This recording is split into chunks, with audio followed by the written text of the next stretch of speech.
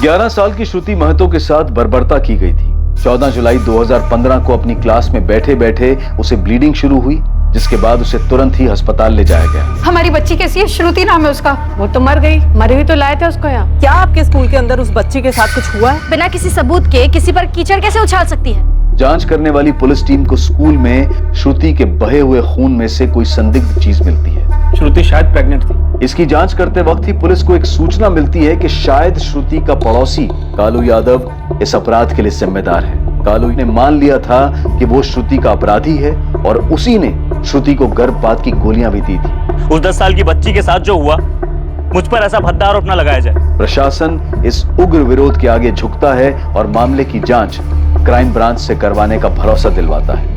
नई team case में जांच शुरू ही करती है और उन्हें एक अनजान शख्स का फोन आता है। बहुत राज छुपे हैं इस कुर्सी के नीचे। सोचिए जरा, स्कूल की बच्ची के साथ ऐसा होता है, वो भी स्कूल में ही। महेश थाने की पुलिस नहीं है, अब सब कुछ क्राइम ब्रांच के पास है। मैं अपनी तरफ से कोई कमी नहीं चाहता, लेकिन कुछ गड़बड़ नहीं होनी चाहिए, समझ गए? अर्चना कावेरी तुम्हारी जिम्मेदारी है। पता करो कि उसने अपना स्टेटमेंट क्यों बदला, और वो एनजीओ वाली देविका चौधरी, उसका क्या रोल है नई स्टेटमेंट के पीछे। और ललित, तुम स्कूल जाके पता करो, देखो महेश, प्रिंसिपल और बाकी का स्टाफ और क्या जानते हैं। मैं कालू से बात करता हूँ। एक और इम्पोर्टेंट चीज है। अजीब बात है कि वो इस केस फाइल में नहीं है। क्या मिसिंग है? डिटेल पोस्टमार्टम रिपोर्ट अब तक फाइल नहीं हुई है। नहीं हुई है? नहीं, हमसे छूटी नहीं है। डिटेल्ड रिपोर्ट अभी तक हमें मिली नहीं है, तो हम उसे अटैच कैसे कर दें? अपडेट तो होगा कल्पेश की कब तक आने वाली है। अब ये तो नंदिता जी ही बता सकती हैं कि रिपोर्ट कब तक तैयार होगी। 1-2 दिन और लग जाएंगे। जैसे हो जाएगा मैं आपको फोन करती हूँ। इन्वेस्टिगेशन के हिसाब से श्रुति के साथ जो कुछ हुआ उसका जिम्मेदार कालू यादव था, तो उसका डीएनए मैच किया गया था? नहीं, ऐसी कोई रिक्वेस्ट नहीं आई हमारे पास। और मैंने डॉक्टर रागिनी प्रधान का इंटरव्यू देखा था टीवी पर, लेकिन वो तो हमारे मेडिकल इन्वेस्टिगेशन टीम का हिस्सा है ही नहीं। मतलब ये डॉक्टर रागिनी प्रधान आपकी टीम में नहीं है? नहीं, जहाँ तक मुझे पता है वो तो प्राइवेट प्रैक्टिस करती है। हाँ, लेकिन जब हम विक्टिम की डेड बॉडी पोस्टमार्टम के लिए तैयार कर रहे थे, तब सब इंस्पेक्टर कल्पेश शर्मा ने डॉक्टर रागिनी प्रधान को अलग से बुला लिया था। एनीवे, मैं डिटेल रिपोर्ट तैयार कर रही हूँ, रेडी होते ही आपके पास भिजवा दूंगी। अब इस केस में आगे आने वाली बातें बहुत चौंकाने वाली थी। ये नई इन्वेस्टिगेटिंग टीम को एक ऐसे भंवर में पटकने वाली थी कि कालू यादव के मुख्य अभियुक्त होने के बावजूद केस की फाइल को क्लोज करने के लिए अभी उन्हें कड़ी मेहनत करनी थी।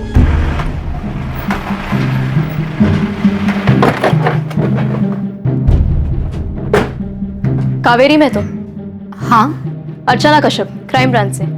आपको आपकी बेटी के केस के बारे में दोबारा नई टीम से जांच करवानी थी ना? जी। अब वो जांच हम करेंगे। रमीला यादव। जी।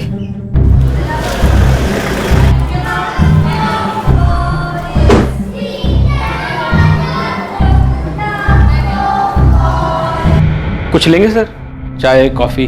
सीसीटीवी फुटेज जो पहली टीम को नहीं दिए थे आपने।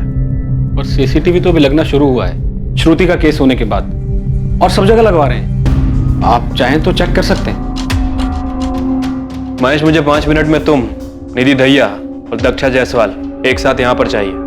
5 मिनट में तो नहीं हो पाएगा, बच्चों की क्लास चल रही है। कब खत्म होगी क्लास? अरे ऐसे कैसे कह रही है? आपके फोन नहीं आया था? एक सेकंड, ये मेरा फोन देख लीजिए। इसमें आपको वो नंबर मिल जाएगा जिससे फोन आया था, बताया गया था कि मेरी बेटी के साथ जो है उसमें किशन भंडारी का ही हाथ है। इसकी कोई जरूरत नहीं है, ये नंबर हमारे पास भी है। फोन पीसीओ से आया था और इसी पीसीओ से हमें भी एक कॉल आया था।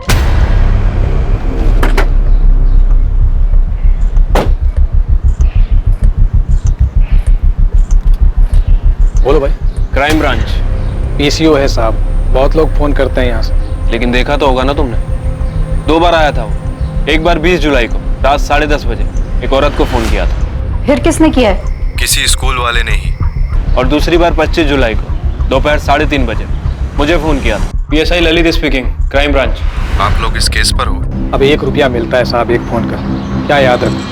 तो याद होता तो बता देता। देख, कोशिश कर उस आदमी को याद करने के लिए, बहुत ही काम का आदमी है वो हमारे लिए। आप मुझे थोड़ा वक्त दीजिए, मैं कोशिश करता हूँ। अगर 2 बार आया है तो हो सकता है मोहल्ले का ही हो, अगर फिर से देखूंगा तो याद आ जाएगा। लेकिन साहब ये भी तो हो सकता है कि बाहर का हो और सिर्फ फोन करने के लिए यहाँ पे आया।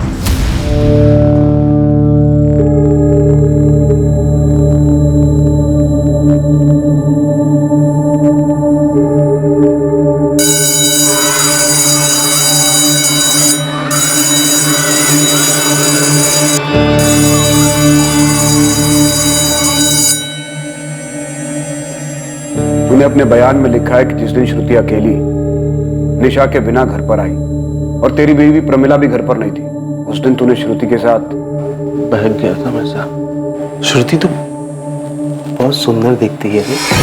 बच्ची को अकेला देखकर संभाल नहीं पाया अपने आप को।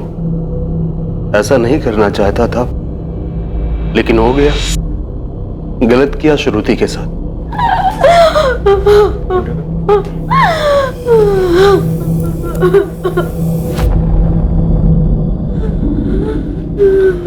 जो हुआ उसे भूल जा बेटा, किसी को बोलना मत। मम्मी पापा को भी नहीं, है ना? समझ गई ना?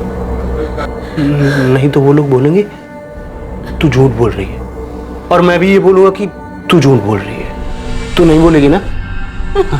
मतलब तूने जबरदस्ती की? जी साहब। तो वो चुप क्यों रही? चिल्लाई क्यों नहीं? मुंह दबा दिया था। उसकी हालत और खराब हो गई, कब पता चला तुझे? जब पेट दर्द और उल्टी शुरू हुई तो डॉक्टर बन गया। 10 साल की बच्ची को दवा दे दी। कहां से लाया था दवा? एरिया की बाहर की दुकान से। दुकान का नाम याद नहीं। जब श्रुति की मौत की खबर आई तब तो समझ में आ गया होगा कि तूने श्रुति को मारा है। पाप हो गया था साहब मुझसे। साहब मैं पापी हूं साहब, मुझे फांसी दे दो साहब। साहब मुझे मार दो साहब, फांसी दे दो साहब।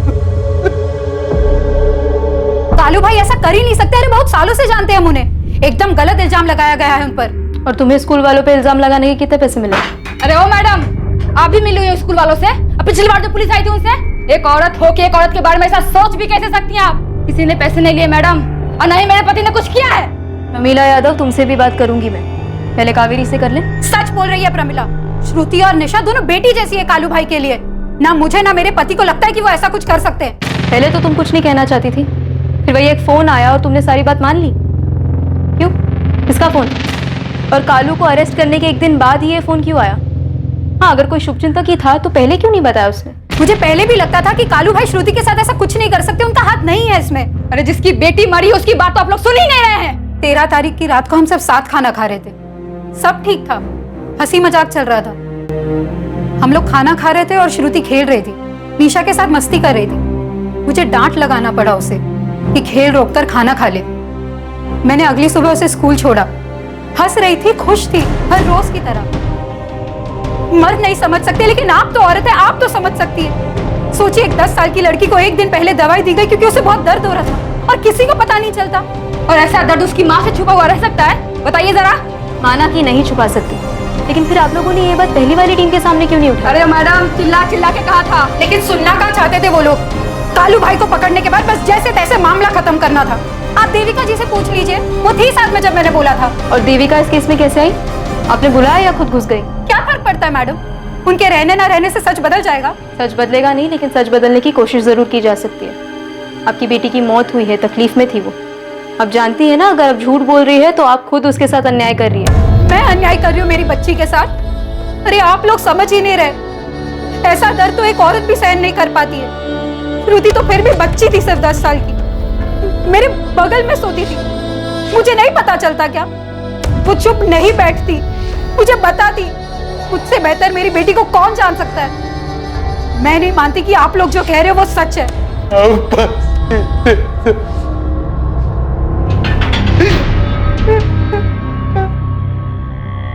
कालू तू सच बोल रहा है? लड़की चिल्लाई नहीं, किसी से कुछ नहीं कहा, सच कह रहा ना?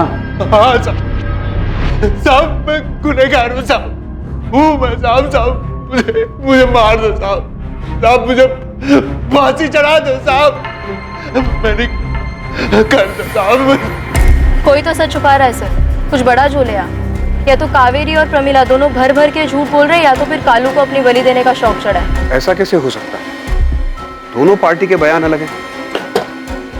मतलब साफ है कि दोनों में से कोई तो झूठ बोल रहा है। सर, ये दो बाहुबलियों की वर्चस्व की लड़ाई है।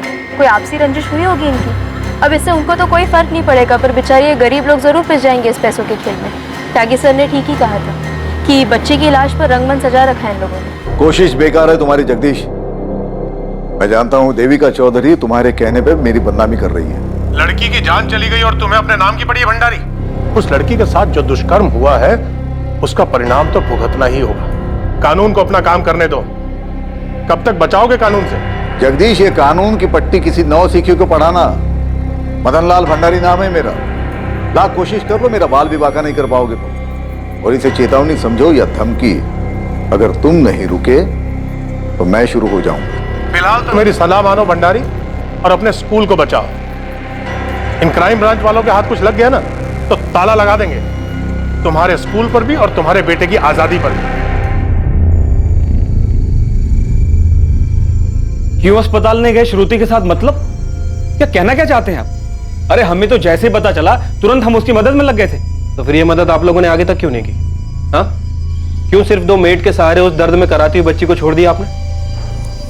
हिंदी जी, आप तो प्रिंसिपल हैं, आपने जिम्मेदारी लेकर क्यों किसी और को नहीं भेजा बच्ची के साथ? उतना खून देखने के बाद कुछ समझ में नहीं आ रहा था, पर फिर भी मैंने डॉक्टर को बुलाया, लेकिन उसे आने में वक्त लगता, इसलिए महेश जी ने तुरंत फैसला लिया और बच्ची को हॉस्पिटल भिजवा दिया। मैंने खुद डीएल मेमोरियल फोन किया और उन्हें बताया ताकि वो पहले से अपनी तैयारी करके रखें। हाँ, और आप लोग यहाँ पर अपनी तैयारी कर लें। देखिए, आप तीनों को एक बात मैं अच्छी तरह से बता दूं, मुझे सिर्फ सच सुनना है। किशन भंडारी ने किया ना ये? वो यहाँ रोज आता था या फिर कभी कभी? सर, किशन जी का स्कूल के मामलों से कुछ लेना देना नहीं होता। मैं नाम लेकर पूछ रहा हूँ, शायद पिछली टीम ने नाम नहीं लिया। क्या रोल क्या है किशन भंडारी का स्कूल चलाने में? कोई रोल नहीं है। आप भी यही कहेंगी दक्षा जी? मैनेजमेंट के बारे में मुझे कुछ नहीं पता, मैं सिर्फ एक टीचर हूँ यहाँ पर। आप तीनों मेरी एक बात कान खोलकर सुन लीजिए, अपराधी की मदद करना भी अपराध है।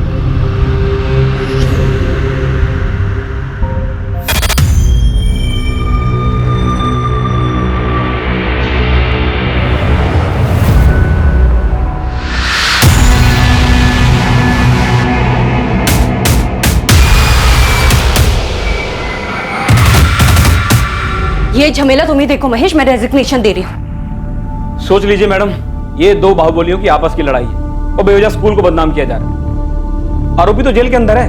वो क्राइम ब्रांच वाले गलत तो नहीं बोल रहे ना महेश? क्यों तुमने श्रुति को हॉस्पिटल में सिर्फ सादिया और आरती के साथ भेजा? खुद क्यों नहीं गए? मुझे क्यों नहीं कहा? मैडम, जब मैं था ना, आप भी वही थी। अब आप सारी जिम्मेदारी मेरे कंधों पर डाल रही ना। मैंने आपको रोका था कि वहां मत जाओ, किसी को मत भेजो। मैं तो सिर्फ कोऑर्डिनेटर हूँ, आप प्रिंसिपल हैं, जिम्मेदारी आपकी बनती थी।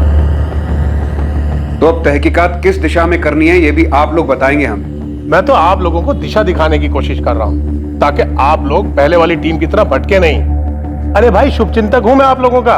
बहुत बहुत शुक्रिया जगदीश जी हमारी चिंता करने के लिए। सर, चल क्या रहा है यहाँ पे? ये मदन लाल फोन करके बोल रहा है कि केस को गलत दिशा में मत ले जाओ। त्यागी ठीक ही कह रहा था, ये री इन्वेस्टिगेशन केस को घुमाने के लिए शुरू करवाया गया है। सब लोग अपना अपना मतलब पूरा करना चाहते हैं। सर, वो एनजीओ वाली देविका भी आई थी अर्चना से मिलने। आप लोगों को बस इतना बताना चाहती हूँ कि भंडारी परिवार काफी कुछ छुपा रहा है। वो हम पता कर लेंगे। उस लड़की को जानबूझकर निशाना बनाया गया मैडम। निशाना बनाया गया? क्यों?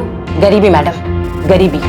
उस लड़की की माँ ने फीस कम करने की रिक्वेस्ट की तो उन लोगों ने ऐसा बदला लिया। क्या बोल रही है आप कि श्रुति को टारगेट किया गया था? इस केस में एक और नया मोड़ आया, लेकिन इसी के साथ पीड़िता की पोस्टमार्टम रिपोर्ट से एक और चौंकाने वाली चीज पता चली। डॉक्टर नंदिता, जिस पर हम काम कर रहे हैं उससे भी कुछ अलग मिला है क्या? अब तक जो भी सामने आया है ये उन सब से अलग है। ये सुनकर आप शॉक्ड हो जाएंगे। मुझे लगता है ये सारी चीजें जानबूझकर छिपाई गई, केस को दबाने के लिए कवर अप किया गया है। मैं अभी पहुंच रहा हूँ। पुरानी टीम कह रही है कि उनको भी नहीं पता था ये। झूठ बोल रहे हैं वो लोग। मैंने जब किशन भंडारी का नाम लिया था तभी बताया था उनको कि मैं फीस कम करवाने के लिए स्कूल गई थी। हम पति पत्नी मिलकर भी इतना ही कमा पाते कि किसी तरह घर चला सके। कोशिश रहती है कि बच्चों को भूखा ना सोने दे। श्रुति के अलावा एक और बेटी है हमारी, 5वीं से, उसे भी यही पढ़ाना है। मैं समझ सकती हूँ कावेरी, लेकिन अगर फीस कम कराने की बात है तो तुम महेश जी से बात कर लो। इस मामले में वही कुछ कर सकते हैं। फैसला तो अनामिका जी करती है, मैं तो सिर्फ रिक्वेस्ट कर सकता हूँ। तो सर जी, आप उनको बताइए ना हमारी हालत के बारे में। ठीक है, मैं बात करता हूँ, लेकिन अगर तुम खुद अनामिका जी से जाकर उनकी कोठी पर बात करो तो ज्यादा बेहतर होगा। मैं गई थी उनके कोठी, लेकिन अनामिका जी नहीं मिली, ये किशन मिला वहां। कौन सी क्लास में है? बता श्रुति। 7th स्टैंडर्ड में। ठीक है, मैं देखता हूँ हम क्या कर सकते हैं। बड़ी मेहरबानी होगी साहब। थोड़ा बोझ हल्का हो जाएगा। आप फिक्र मत कीजिए, मैं बात करता हूँ अनामिका से भी और महेश जी से, जो होगा आपको बता दें। कितनी कम हुई थी फीस? नहीं हुई, उसके पहले मेरी बच्ची को मार डाला। तुम गई कब थी उनसे बात करने? ये साल शुरू होने के पहले। तुम्हें किशन भंडारी पर ही क्यों शक है? वो फिर आया था तुम्हारी बेटी से मिलने? मेरे सामने तो नहीं मिला, लेकिन मैं जानती हूँ ये उसी ने किया है, कालू भाई ने नहीं। क्या मिला आपको डॉक्टर? आपने कहा शॉकिंग है। विक्टिम को सोडोमाइज किया गया था, उसके साथ अस्वाभाविक दुष्कर्म हुआ है। सोडोमाइज्ड? अस्वाभाविक दुष्कर्म? यस।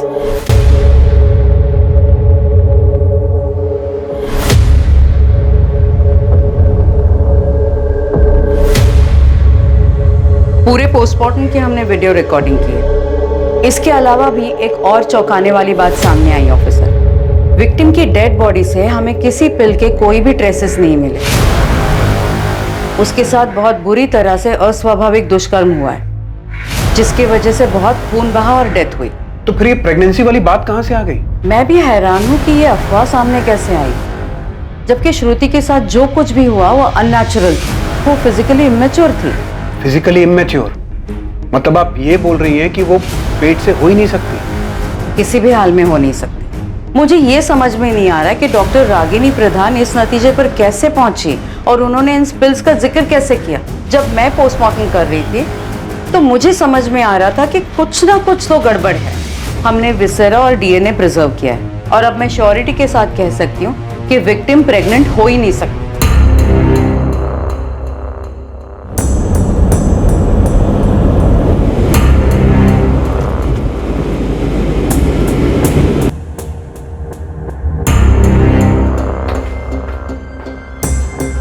सर, श्रुति की मां कावेरी का कहना है कि वो श्रुति की स्कूल फीस कम करवाने के लिए किशन भंडारी से मिली थी, और वो एनजीओ वाली देविका, उसने भी कहा है कि इसी वजह से श्रुति को टारगेट किया गया था। सर, मैंने एफएसएल ऑफिसर आशीष त्रिवेदी से बात की है।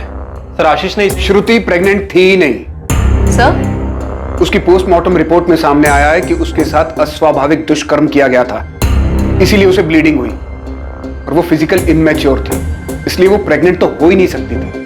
लेकिन सर, ये थ्योरी इन्वेस्टिगेशन में कहां से आई? अगर ये बात सच है तो फिर अभी तक हम लोग किस पर काम कर रहे थे? सर, अगर ब्लीडिंग अस्वाभाविक दुष्कर्म की वजह से हुई थी तो शायद उसके साथ जो हुआ था वो स्कूल में ही हुआ होगा, और वो भी ब्लीडिंग शुरू होने से थोड़ी देर पहले। बहुत से लोग शामिल हैं इसमें, सबने मिलकर खेला है नाटक। सबसे पहले तो डॉक्टर रागिनी प्रधान से मिलना पड़ेगा, और उस एफएसएल ऑफिसर से भी। कैसे मिले उन्हें टॉयलेट में अंश? कैसे पहुंचे इस थ्योरी पे जो पॉसिबल ही नहीं है? 4 बजे आ जाइए। आप ऐसे अंदर कैसे आ गए? Crime branch. देखिए ऑफिसर, अभी मेरा पेशेंट देखने का टाइम। 10 साल की बच्ची को प्रेग्नेंट कैसे बताया? क्या बेस था आपके पास? एक्सक्यूज मी ऑफिसर, वहां मुझे पुलिस ने बुलाया था। मैंने वहां बाथरूम में ब्लड के साथ मांस का अंश पड़ा हुआ देखा था। उससे मुझे जो समझ में आया बता दिया। आप वो रिपोर्ट दिखाइए जो आपने सबमिट की थी। रिपोर्ट? कौन सी रिपोर्ट? मैंने कोई रिपोर्ट नहीं दी। मैंने पुलिस से सिर्फ इतना कहा था कि इस बात की संभावना है उस बच्ची को पिल्स दिए गए थे, जिसकी वजह से मांस का टुकड़ा बाहर आ गया था। आपने इतने सेंसिटिव केस में संभावनाओं पे थ्योरी खड़ी कर दी। इसका दोष आप मुझे मत दीजिए ऑफिसर। मैंने सिर्फ पहली नजर में दिखने वाली बात कही थी, ये नहीं कहा था कि ऐसा ही हुआ होगा। हाँ, बल्कि ये जरूर कहा था कि वो लोग पोस्टमार्टम की रिपोर्ट ही मानेंगे, वही काम आएगी। देखिए ऑफिसर, मुझे वहां पुलिस ने बुलाया था और मेरे एक्सपीरियंस से जो मुझे समझ में आया वो मैंने बता दिया। और आपने कभी सोचा है कि आपकी ये रिपोर्ट भी गलत हो सकती है? आपके पोस्टमार्टम के डॉक्टर्स भी बिकाऊ हो सकते हैं। आखिरकार 2 बाहुबलियों के बीच की लड़ाई है, और इससे ज्यादा सवाल अगर आपको पूछने हैं तो अपने डिपार्टमेंट वालों से पूछिए, पिछली टीम के लोगों से पूछिए। ये देखो, जहां से ब्लड सैंपल्स मिले वहां भी कुछ नहीं था। आशीष, मैं उस अंश की बात कर रहा हूँ। टॉयलेट में था वो। नहीं के बराबर था वो। हमें जहां पर बताया गया था हमने हर जगह पर चेक किया, क्लासरूम, टॉयलेट और जहां पर भी खून था।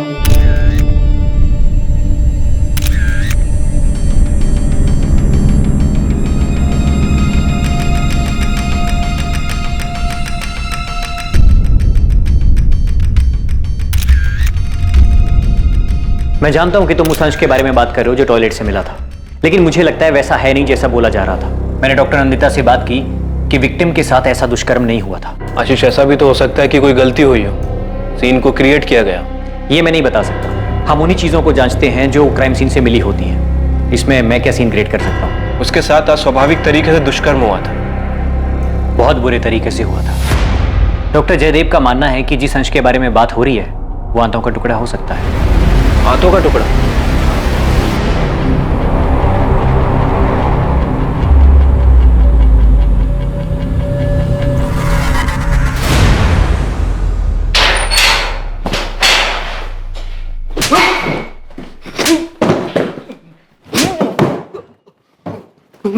सच उगलवाने के लिए मैंने बहुत क्रिमिनल्स की हड्डी तोड़ी है, लेकिन पहली बार झूठा इल्जाम अपने सर पर लेने वाले को पीट रहा हूं मैं। बता, बोल, किसके लिए बलि का बकरा बन रहा है तू? बोल कालू, किसके लिए बलि का बकरा बन रहा है तू?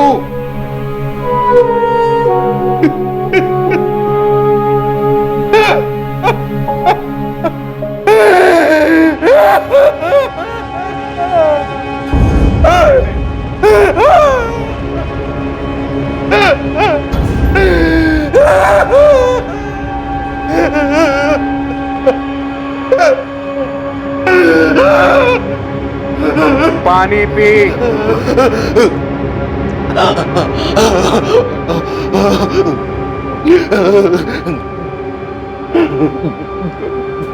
क्यों किया कालू? किसके लिए? किसके लिए साहब? किसके लिए?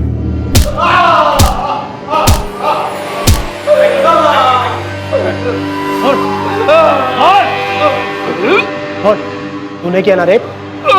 हाँ? तूने किया ना?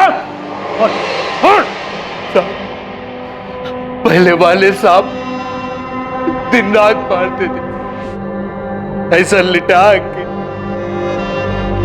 पता नहीं कैसे कैसे साहब कहाँ कहाँ मारा है साहब, हम दिखा भी नहीं सकते आपको। वो बड़े साहब ने मुझे बताया कि मैंने क्या किया, तोते के जैसे रटा दिया। किसी ने भी नहीं सोचा कि उस बच्ची को मैं बहुत ज्यादा प्यार करता था, अपनी बेटी के जैसे। मेरी बात किसी ने नहीं मानी, किसी ने नहीं मानी साहब। लेकिन मैंने तो नहीं मारा तुझे, आराम से पूछा था, फिर सच क्यों नहीं बोला तू? वो साहब लोग भी आते थे तो यही बोलते थे, लेकिन अगर मैंने कुछ किया हो तो बताओ। वो पूछते थे फिर मारते थे, पूछते थे फिर मारते थे। परेशान हो गया था, मैंने तो उम्मीद छोड़ दी, इसीलिए वही आपसे बता दिया साहब। अरे बाहर जाके मैं करूंगा भी क्या? दुनिया की नजरों में हजारों सवाल होंगे, सब बलात्कारी कहेंगे मुझे, अपनी बेटी का ही बलात्कार। अपने घर वालों से कैसे नजर मिलाऊंगा साहब? उम्मीद मत छोड़ कालू। श्रुति की मां कावेरी ने भी यकीन नहीं किया कि तू ऐसा कुछ कर सकता है। तुझे पकड़ा तो उन लोगों ने हंगामा कर दिया। हम इस केस की जांच फिर से कर रहे हैं।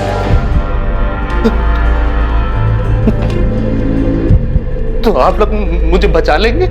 तुझे तुरंत तो नहीं छुड़वा सकता, क्योंकि चार्जशीट में तेरा इकरारनामा है, लेकिन इतना भरोसा रख कि अब कोई तेरा बाल भी बांका नहीं कर पाएगा। ललित, पूरी भंडारी फैमिली, सारे स्कूल स्टाफ को उठा लो।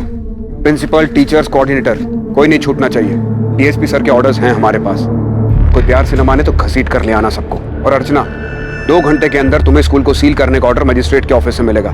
सबसे पहले हमें स्कूल को अच्छे से छानना होगा। ठीक है सर। सर, श्रुति के बगल में बैठने वाली लड़की प्रिया, उसे बुला लूं? सर, उसी ने हमें बताया था कि श्रुति क्लास से बाहर गई थी। पेरेंट्स के साथ बुलाओ उसको, बात करते हैं, देखते हैं क्या बताया था उसने पहली टीम को।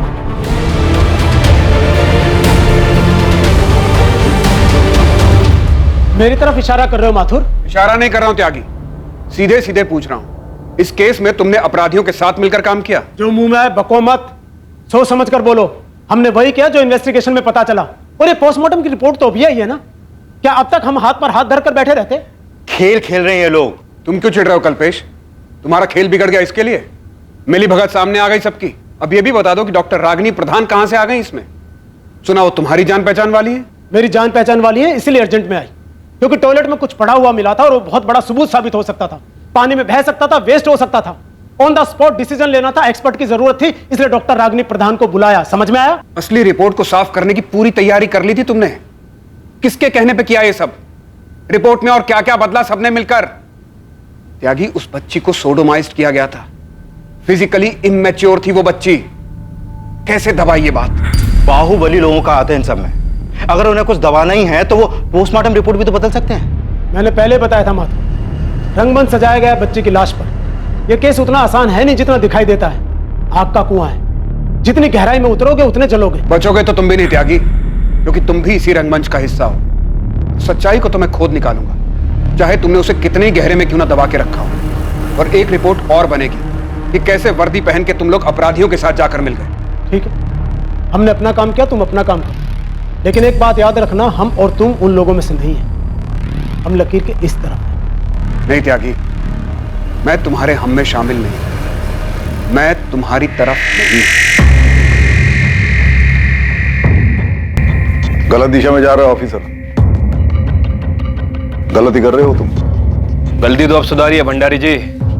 अब समझ में आया कि आपने केस को किस दिशा में भटकाया था। सर मेरी बात सुनिए। आप लोग जगदीश पाल के बहकावे में आ रहे हैं। वही मास्टरमाइंड है इस सब फसाद का। पता कीजिए आप, वो पोस्टमार्टम रिपोर्ट में उसी ने हेराफेरी करवाया। वो सब हम पता कर लेंगे, लेकिन अभी तू बताएगा कि तूने क्या हेराफेरी की है। चल सर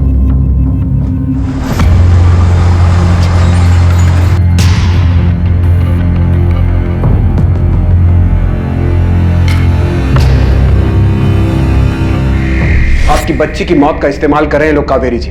आप सही थी, बहुत बुरा हुआ है आपकी बच्ची के साथ, लेकिन वो नहीं हुआ जो हमें बताया गया है। मतलब कालू भाई ने कुछ नहीं किया ना? नहीं, स्कूल में से किसी ने किया है। किसने? किशन भंडारी ने किया। हम पता लगा रहे हैं और बहुत जल्द आपको भी बता देंगे। इन लोगों ने सबूत मिटाने की कोशिश की है, लेकिन हम लोग इन्हें छोड़ेंगे नहीं, पकड़ के रहेंगे। तुम्हारे साहब को बोलो और भी काम है हमें। जो भी बात करनी है जल्दी करो। सुना नहीं क्या तुमने?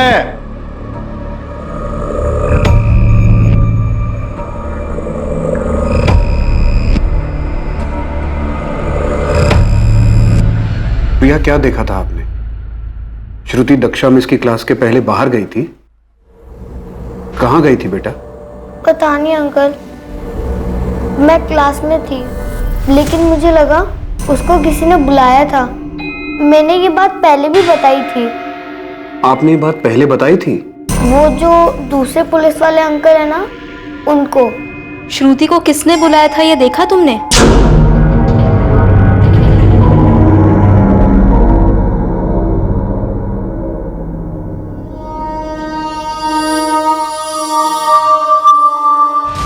कौन था वो प्रिया?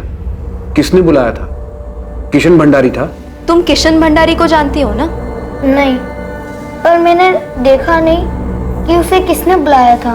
डरो मत बेटा, हम जानते हैं वो कोई स्कूल वाला ही था, है ना? कौन था वो? पता नहीं अंकल, पर मैंने सच्ची में नहीं देखा।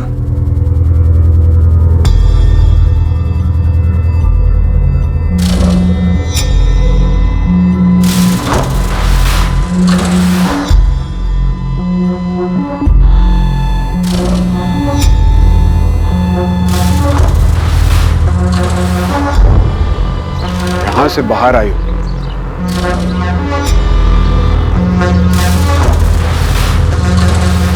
सर इस तरफ तो क्लासरूम्स हैं, बहुत ज्यादा बच्चे होंगे, हो सकता है कि इस तरफ गई हो।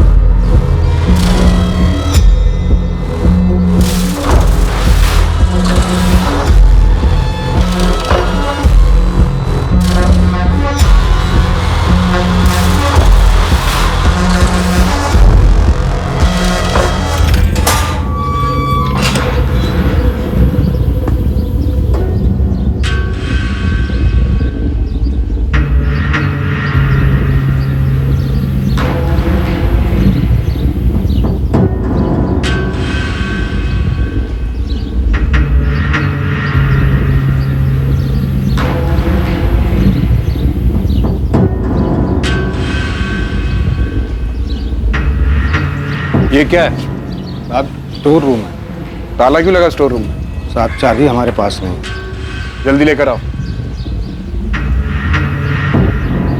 ललित, स्कूल में कुछ हुआ और किसी को पता ही ना चले, ऐसा तो नहीं हो सकता। तो बच्चों को पता नहीं चला एक बात समझ में आती है, लेकिन यहाँ स्कूल में हर आदमी बच्चा बनने की कोशिश कर रहा है। तो मुझे लगता है कि स्कूल में जो भी हुआ है ये प्रिंसिपल और ये महेश ये हमसे मिलकर छुपा रहे हैं। 14 जुलाई को लगभग 10:20 पे श्रुति क्लास से बाहर गई और लगभग 11:05 तक वापस आ गई। किसने बुलाया था उसे?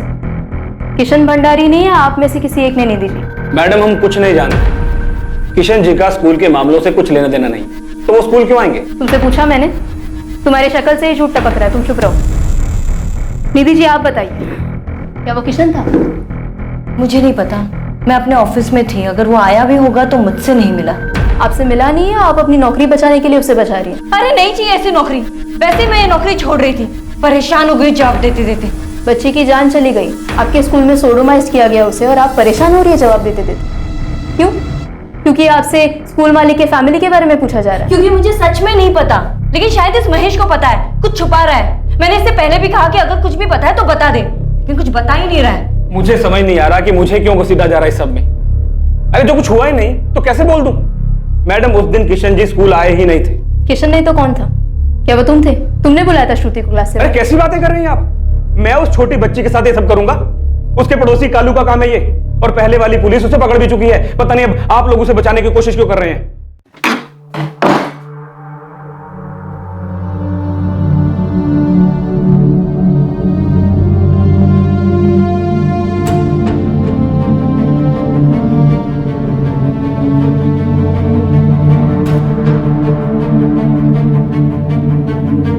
इस कमरे से कभी कोई सैंपल ही नहीं लिया गया सर, शायद इसीलिए फॉरेंसिक रिपोर्ट में इस कमरे का कोई जिक्र ही नहीं है। इस कमरे पर किसी का ध्यान ना जाए इस बात की पूरी कोशिश की गई होगी।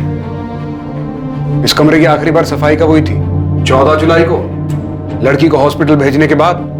साहब मुझे कुछ नहीं पता, मैंने इस कमरे को नहीं साफ किया है। तो फिर किसने की थी? पता नहीं साहब, यहाँ ताला लगा हुआ था। जो अब तेरी जबान पे लगा है। देख हरी, हम जानते तुझे सब पता है, उस बच्ची को इसी कमरे में लाया गया था ना? मैं सच बोल रहा हूँ साहब, मुझे कुछ नहीं पता है, मेरा यकीन कीजिए साहब।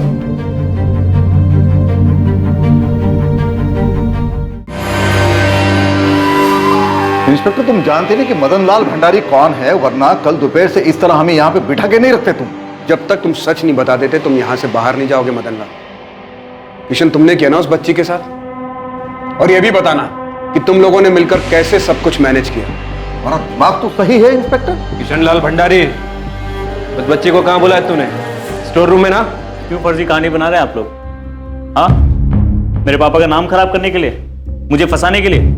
सर सच यही है कि मैं वहां गया ही नहीं था, मैं स्कूल नहीं गया था, मैं वहां जाता ही नहीं हूं सर। और इस नई कहानी के लिए तुमने और तुम्हारी पोस्टमार्टम टीम ने जगदीश से कितने लिए हैं? तुमने कितने दिए थे इंस्पेक्टर त्यागी, सब इंस्पेक्टर कल्पेश और डॉक्टर रागिनी प्रधान को? तुम नहीं जानते मैं क्या कर सकता हूँ। ये क्राइम ब्रांच है, यहाँ हम जो चाहें वो कर सकते हैं तुम्हारे और तुम्हारी फैमिली के साथ। तुम कुछ नहीं कर पाओगे।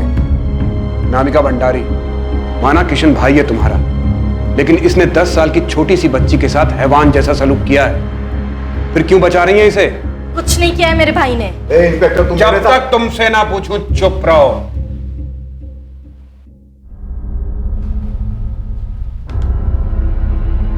अनामिका, 14 जुलाई को महेश ने 11:10 के बाद तुम्हें 6 कॉल किए, 2-2 मिनट के, और महेश ने 2 कॉल तुम्हें किए मदन लाल। 11:10 से 11:35, यानी इस 25 मिनट के बीच में तुम लोगों को 8 बार कॉल किए। क्यों? ये इंसिडेंट हमारे स्कूल में हुआ, इमरजेंसी सिचुएशन थी, और किसी कॉल करते? मैं भी नहीं बता रहा। इमरजेंसी तो थी, किशन की गंदगी जो समेटनी थी तुम लोगों को।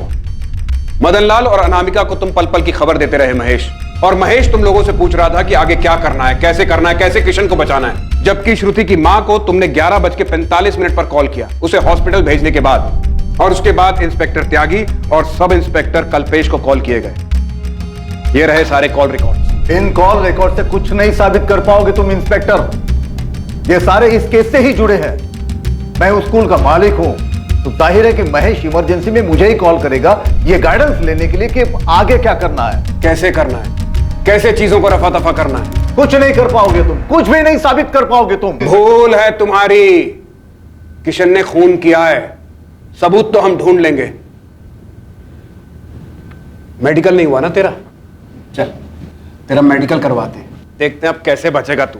सब बेवजह टाइम वेस्ट कर रहे हैं आप लोग। इन सब का अरेस्ट पुलिस डायरी में नोट कर लेना, ताकि रिकॉर्ड रहे कि एक्शन हुआ था। मेरा फोन लाओ। सर यहाँ फोन देना अलाउड नहीं है। तो जाके इंस्पेक्टर त्यागी तक मेरा एक मैसेज पहुंचा दो। सर यहाँ मैसेज देना भी अलाउड नहीं है। अर्चना, इनकी एकता में फूट डालो। मुझे लगता है इनमें कमजोर कड़ी महेश है, वो सब जानता है और टूट भी सकता है। उससे कहो कि सब सच बता देगा तो बच जाएगा। जी सर, लेकिन क्या आपको लगता है कि हमारी मेडिकल काम आएगी? सिर्फ मेडिकल से काम नहीं चलेगा, इन्वेस्टिगेशन में बहुत गड़बड़ है। हमें कोई स्ट्रॉन्ग गवाह चाहिए। इससे काम नहीं बनेगा। लेकिन डॉक्टर नंदिता, उसने जबरदस्ती किया था बच्ची के साथ, तो उसके प्राइवेट पार्ट पर इंजरीज आई होंगी। बिल्कुल आई होगी, पर आज की तारीख देख रहे हैं आप? इंसिडेंट 14 जुलाई को हुआ था। अच्छा खासा टाइम बीत चुका है। गलती तो हुई है। पहली वाली टीम ने पब्लिक प्रेशर में आके उसे कस्टडी में तो लिया, लेकिन किशन का मेडिकल नहीं कराया, वरना सच कब का सामने आ जाता। श्रुति की बॉडी से आप लोगों को कोई डीएनए, कोई सेमेन कुछ मिला? कैसे मिलता माथुर? बहुत खून बह चुका था, और ऊपर से वो 2 मेड्स, उन्होंने सफाई में कोई कसर नहीं छोड़ी थी। अब हमें भी कोई कसर नहीं छोड़नी चाहिए। ये लोग इतनी आसानी से मुंह खोलने वाले नहीं है। खेल खेला इन्होंने, हम भी खेल खेलेंगे। वो महेश ही, अर्चना, हमें जो चाहिए वो महेश ही दे सकता है। महेश को ऑफर दो कि सरकारी गवाह बन जाए, उस सब कुछ बता दे तो बच जाएगा। सिर्फ यही एक तरीका है। हमें किशन को पकड़ने के लिए कुछ स्ट्रॉन्ग सबूत चाहिए। केस में हुई गड़बड़ असली मुजरिम को बाहर जाने का रास्ता देने के लिए की गई लग रही थी। लगातार इंटेरोगेशन के बाद भी संदिग्धों की चुप्पी असली आरोपी और पुलिस के बीच दीवार बनकर खड़ी थी। महेश चतुर्वेदी, जो शायद इकलौता ऐसा इंसान था जिसे इस अपराध के बारे में सारी जानकारी है, वो अपनी जुबान से टस से मस नहीं हो रहा था और किसी भी हालत में कुछ भी बताने के लिए तैयार नहीं था। किशन भंडारी के मेडिकल से भी कुछ मिलने की आस बहुत कम थी। मैंने कहा था इससे काम नहीं बनेगा। आप लोगों ने बहुत देर कर दी। किया तो उसी ने है। जमकर कूटेंगे तो मान भी लेगा। तो कोर्ट में पलट जाएगा, तब क्या करेंगे आप? स्टोर रूम का क्या हुआ?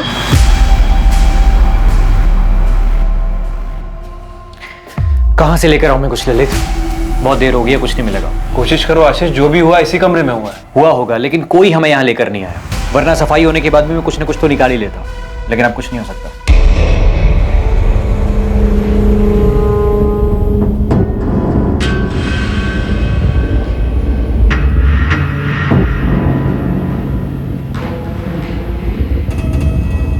नहीं किया तूने, कुछ नहीं होने दूंगा तुम्हें। बस 1-2 दिन रुक जा, बेल हो जाएगी हमारी।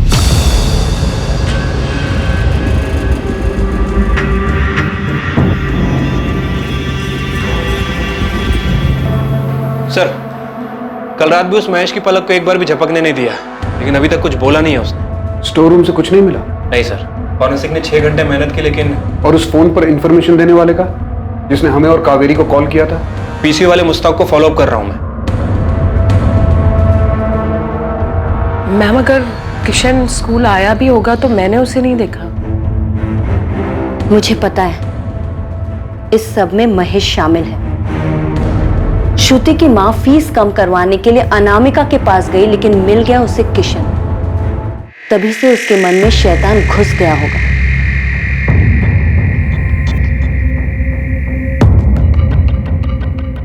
हमने भले ही उसे नहीं देखा, लेकिन किशन स्कूल जरूर आया होगा। क्राइम ब्रांच वाले बोल रहे हैं कि जो कुछ भी हुआ है वो स्कूल के स्टोर रूम में हुआ है।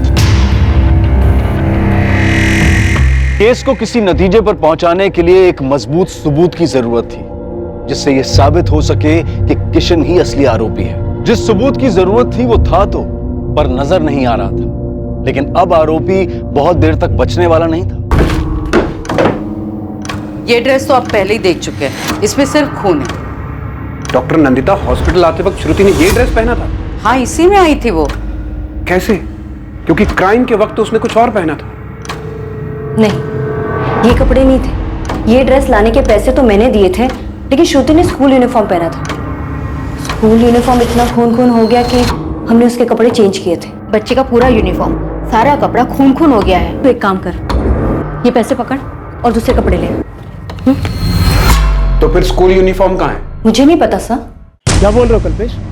दिया ही नहीं? हाँ सर, यूनिफॉर्म दिया ही नहीं था हमें। दिया नहीं था, डिस्ट्रॉय कर दिया त्यागी। लिमिट में रहो माथुर, ज्यादा हो रहा है। अगर ऐसा हुआ ना त्यागी, तो मैं भूल जाऊंगा कौन वर्दी वाला और कौन नहीं। सबूत मिटाने का चार्ज सब पर लगेगा। हमें यूनिफॉर्म कभी मिली ही नहीं, और अगर यूनिफॉर्म डिस्ट्रॉय हुई भी है ना तो उस महेश ने की होगी, जाकर उससे बात करो। हमने अपना काम ठीक से किया, हम पे कीचड़ मत उछालो। महेश, श्रुति की स्कूल यूनिफॉर्म कहाँ है? स्कूल यूनिफॉर्म मुझे नहीं पता। देख महेश, अब तक जितना तोड़ा है ना, वो सिर्फ ट्रेलर था, समझा? यूनिफॉर्म सच में कहा मुझे नहीं पता। अफरा तफरी का माहौल था, कहाँ गया मुझे क्या पता। सर, यूनिफॉर्म मिल सकता है।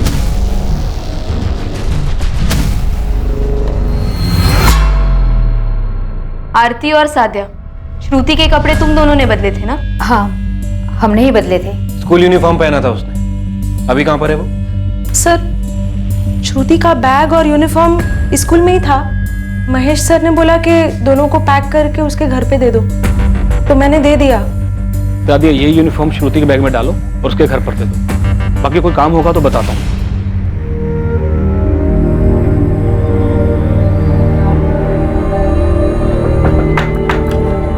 कावेरी बहन, ये श्रुति का बैग, कपड़े भी है इसमें।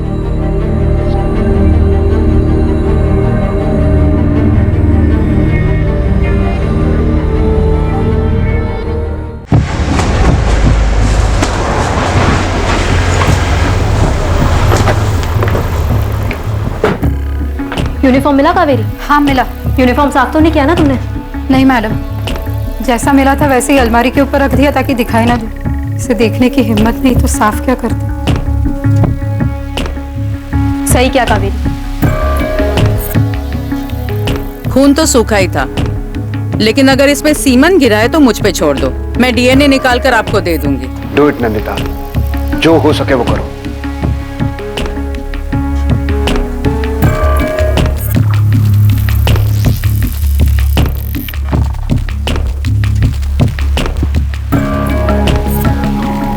बड़ी भूल हो गई किशन जी। बस उम्मीद करो कि उन्हें यूनिफॉर्म पे कुछ ना मिले।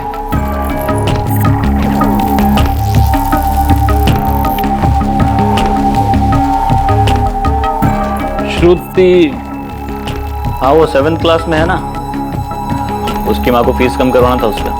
हाँ जानता हूँ।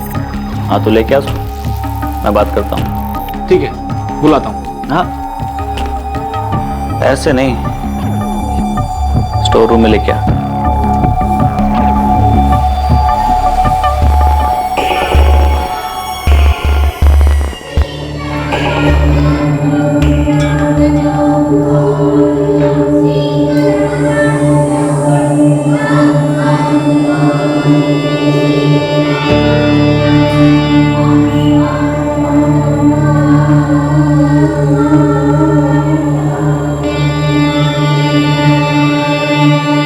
किशन जी आए बेटा, तुम्हारी फीस कम कर देंगे। चलो बात कर लेते।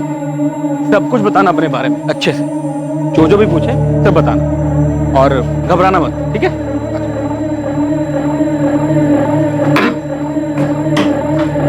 चलो। Good morning sir. Good morning, कैसी हो तुम? मैं ठीक हूँ सर। आओ।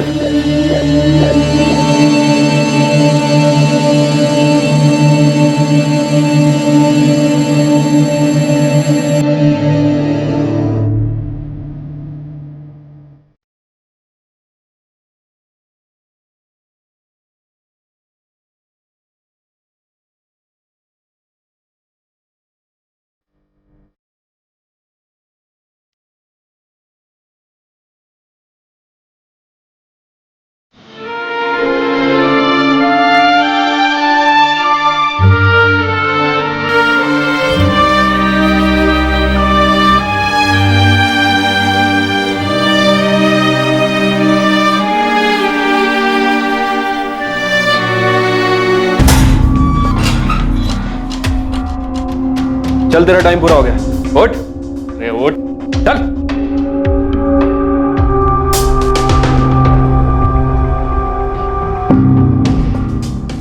तुम्हारा एविडेंस मेरे हाथ में है माथुर। मैच हो गया? हाँ, मैच हो गया। श्रुति के कपड़ों से जो सीमन मिला था वो किशन भंडारी के डीएनए से मैच हो गया। मिल गया, उसी कमीने ने किया है। साइंटिफिक एविडेंस मिला है सर, इससे बेटर और क्या होगा। अब इस महेश और किशन को तबीयत से तोड़ते हैं और उसके बाद इन्हीं से क्राइम सीन रिक्रिएट करवाते हैं। ठीक है, करवाओ। किशन भंडारी पर आईपीसी की धारा 377 अप्राकृतिक रूप से यौन संबंध बनाने के लिए, धारा 302 हत्या के लिए और महेश चतुर्वेदी पर धारा 304 गैर इरादतन हत्या के लिए और धारा 202 अपराध की जानकारी छुपाने के चार्जेस लगाए गए। किशन भंडारी के पिता मोहनलाल भंडारी पर आईपीसी की धारा 109 अपराध करने को उकसाने के लिए और धारा 201 सबूतों से छेड़छाड़ के चार्जेस लगाए गए। पुलिस की पहली जांच टीम को सस्पेंड कर दिया गया और अपना कर्तव्य सही तरह से ना निभाने के कारण उनके खिलाफ जांच के आदेश दिए गए।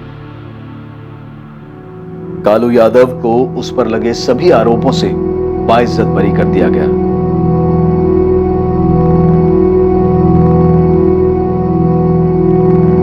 कावेरी अपनी बेटी को न्याय दिलाने के लिए लड़ी और आखिरकार उन रसूखदार और ताकतवर लोगों तक पहुंची जिन लोगों ने जुर्म से भागने के लिए बहुत कुछ किया था।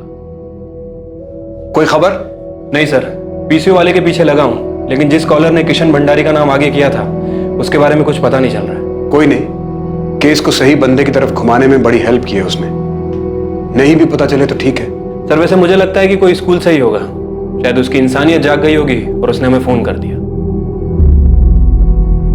वो कॉलर अब तक अज्ञात है, क्योंकि उस अज्ञात कॉलर ने अपनी जिम्मेदारी समझी, क्योंकि श्रुति की मां ने हार नहीं मानी और अपनी आवाज उठाई, क्योंकि कई संगठनों ने आम लोगों का साथ दिया और केस को री इन्वेस्टिगेट करने की उनकी आवाज को बुलंद किया।